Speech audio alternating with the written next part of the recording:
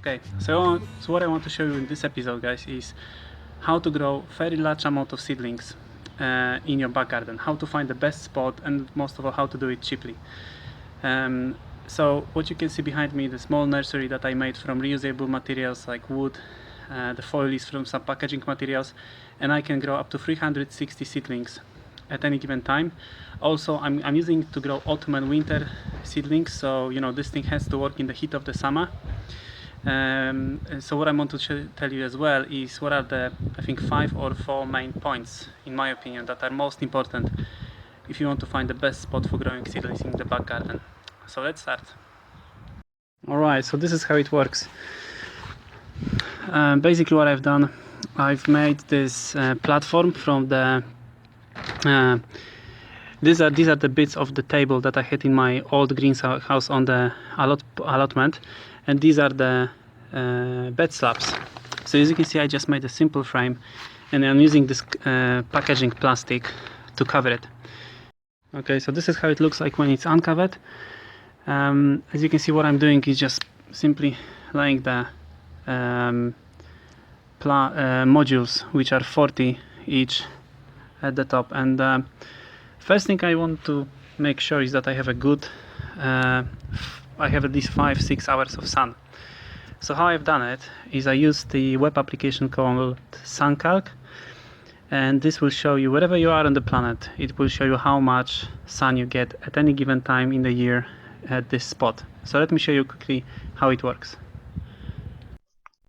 Alright, so what you can see here on the screen is the application called SunCalc, and this application can now help you to calculate how much sun you can get in your back garden. So this here is my house, and this is my back garden.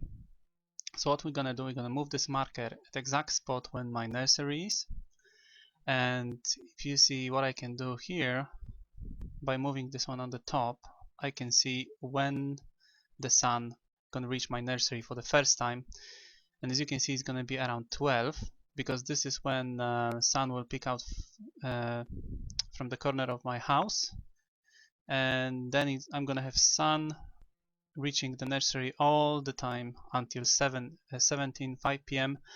because then it's gonna be covered by this tree which is over here. So I get 5 hours of sun. And also, just to touch on why the sun is so important, because if you're gonna have not enough sun, then your seedlings will not grow quick enough. So you would, considering that compost have nutrients for like 5 weeks maximum, that you want to have your seedlings to be ready to be planted by that time. Otherwise, you might need to replant them to the new pot with fresh compost.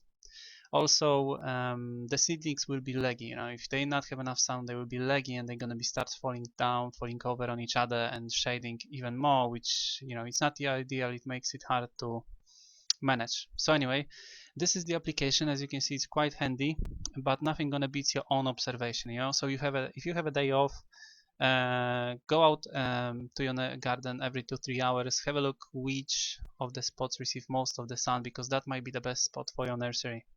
So let me show you how it looked in my case.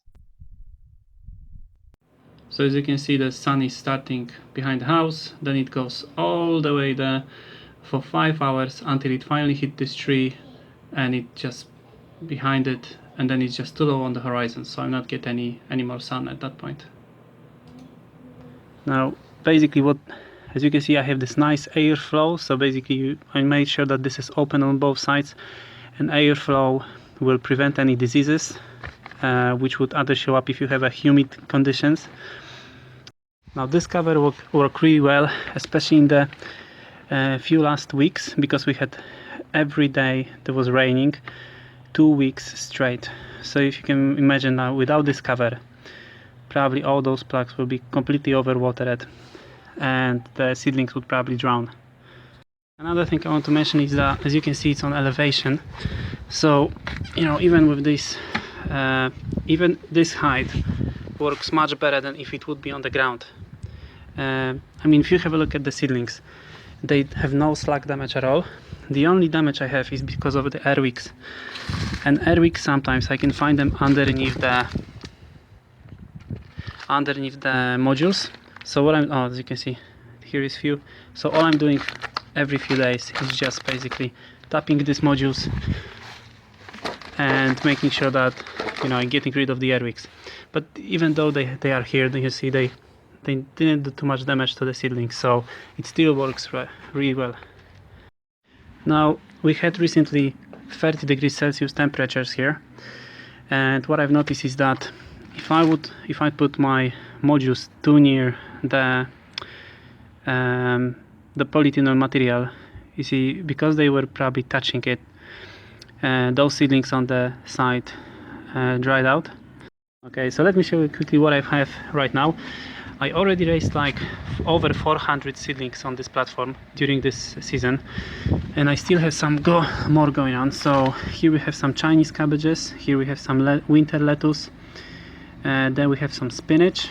Over there we're gonna have things like hickory, lamb lettuce, things like this.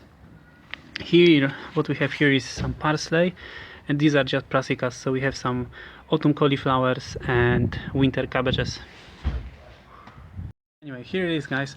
This is a very short episode because all I want to show you is that without spending any money, you can raise, you know, around 400 seedlings in your back garden. So it's not the you know, it's not really expensive.